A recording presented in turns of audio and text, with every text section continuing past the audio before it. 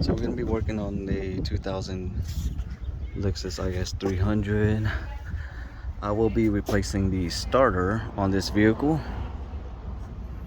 So I got the car up already. I got the tools that I needed. So to get one of the bolts for the starter on this Lexus, you need a really long extension, a 14mm socket.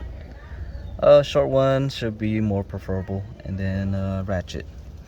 So what I did is, as you can see where that holder is, that little black bracket, it's actually silver or cast iron, but it's really dirty.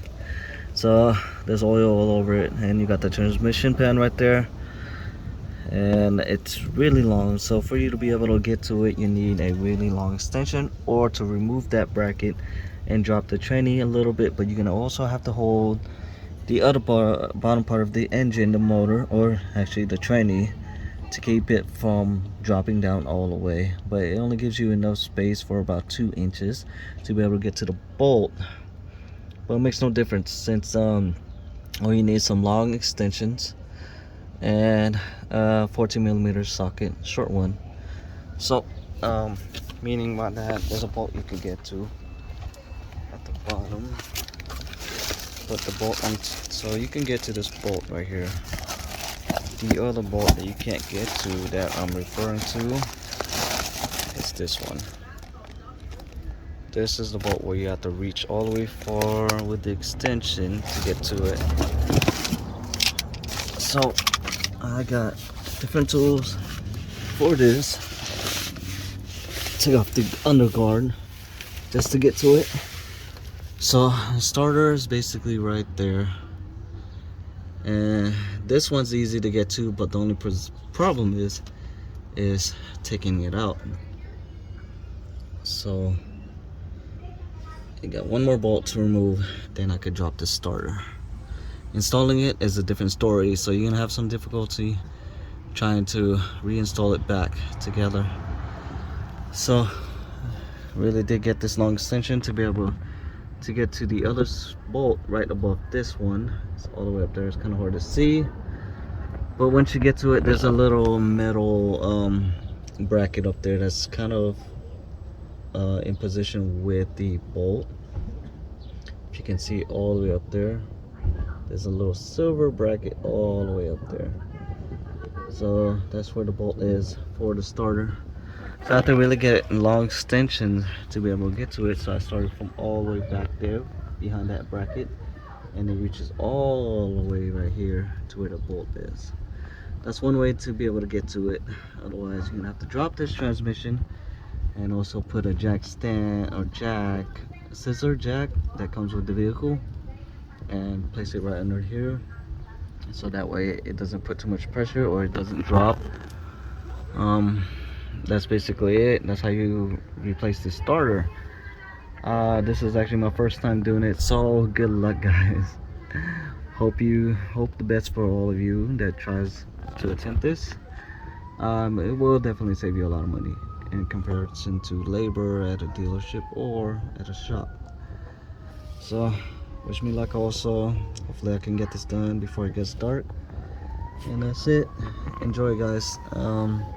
There's a lot of other things I have to replace on this vehicle, so just the start itself is pretty hard.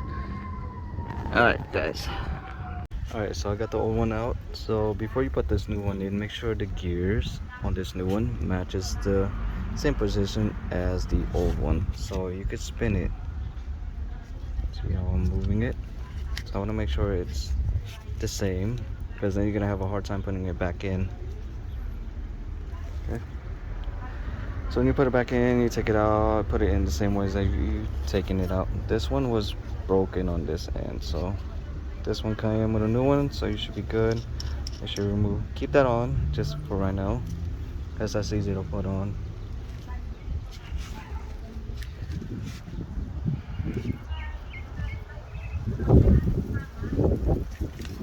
Alright, so this is actually this is a 1999 model Lexus IS300, and I got a lot of it out. This was one of the hardest cars I've had to work on. So removing the starters is pretty difficult on this Lexus IS300. And the suggestions, I also used a half-inch ratchet with a 14mm inch wrench, adjustable wrench. So I applied the half-inch head part of the socket into the open end part of the 14mm wrench and apply pressure for me to be able to remove that bottom bolt on the starter that was actually right down here. That was the only way I was able to apply pressure with the very little room that I had under there. Yeah, that's the only way you could take it out. Unless you have another method, then please comment down below, let me know. And you guys enjoy. I think it should be done pretty much in less than an hour or so. We'll see how hard it is to put back the bolts on. Hopefully I shouldn't have that much difficult as taking it out. Say taking it out, it took me, I would say, about 3 hours, because I was trying to see what methods I can use to remove the bolts on the starter and to take it out.